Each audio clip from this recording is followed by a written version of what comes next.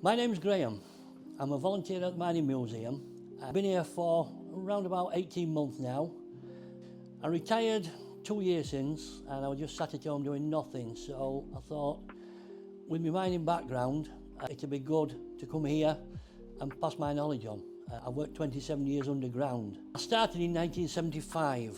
Before that I was on the building sites as a bricklayer. In 1975 there was no work whatsoever and I'd recently got married that year. So I told wife I'm going to go to coal mines and get a job underground. And I finished up staying there 27 years. The first job I had underground was in the pit bottom. That was November 75 and by April 76 I did my coal face training.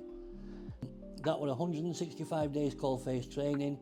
As soon as I came out of that I went straight onto a job called a ripper, which is one of the guys that drills into the rock in a gate. A gate is an arch gateway. We drilled into it, the deputy came along, put the dynamite in, fired it, we cleaned it up, then we set the steel arches. That's the roof supports. In 1989 I decided to go back to college. I did 6 months at Rotherham College of Arts and Technology and got my deputy's ticket.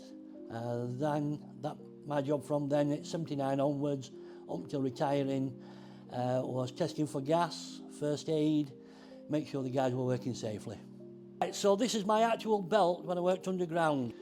The last time I had it on was 2002 and I didn't think leather shrunk as much as what it did because for some reason it doesn't fit me now.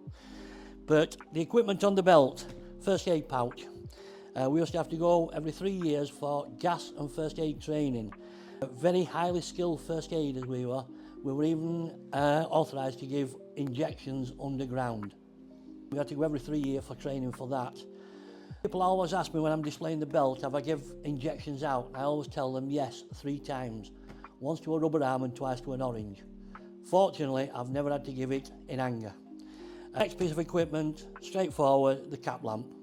Lead acid battery and just a cap lamp that you wore. When you were walking, you put it under your belt and held it there so you won't shine it in people's eyes. When you got to your place of work, it went on your helmet, onto that part there on your helmet, and that's how you worked with it. Next piece of equipment, every miner had one of these. Again, you would have to go every 5 years for training on this. It's a self-rescuer. If there's been an explosion underground, it takes all the carbon monoxide out. That would help you breathe. Depending on the conditions you were working in, it would last anything from half an hour to roughly an hour and a half. Now the downside to that, because you've got a chemical in called Hopcalite, it heats up. Again, I've never had to wear one underground, but the guys that have tell me it get a blister on your chin. Not very nice, but better than the alternative. The other equipment I've got on here, this is all my shot firing equipment for explosives. The yellow locks, if there's gas in the air, I've got to turn the power off at 1.25%. 2% I withdraw men.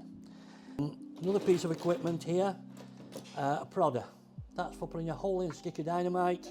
You put a detonator in, electric detonator, that goes into the hole that's been pre-drilled and the deputy then links them all up so you've got a series of shots and that explodes, brings all the rock formation down.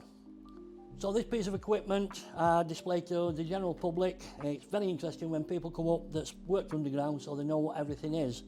I like to get them to feel it, touch it, play about with it. The kids like the helmet on, take photos. People have come and asked me about it and I've told them about it. I asked them would they like to come and volunteer here and do things like this. Brilliant job volunteering. We absolutely love it, everybody here.